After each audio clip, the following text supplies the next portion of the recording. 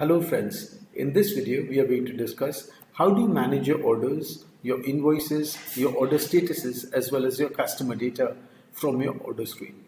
So let's say your customer has completed an order just like so. Where do you then access these orders from and how do you manage them? That's what we are going to discuss. So basically I go back to my dashboard and from here I need to go into orders. Once I go into my orders, all my orders will start appearing here.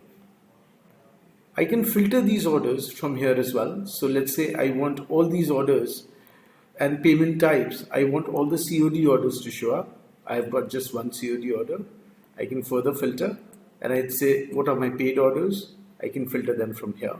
I can see that in the paid orders, one order was abandoned and the second order was completely, completed successfully. So I can do that as well. I can further, say that what is my order status, and we'll come to that as well. So now let's say we want to manage this order. How do you manage that? The first thing we can do is we can accept the order.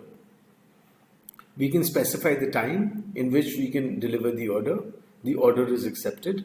And then by clicking here, I'm not going to click here actually, but when clicking here, what happens is this message will be then, it will show up in your WhatsApp and you'll be able to then send a copy of this order using your web.whatsapp.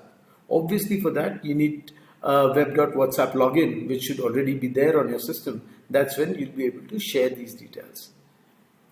Now you can see that the status of this order is accepted. I can then further ship this order.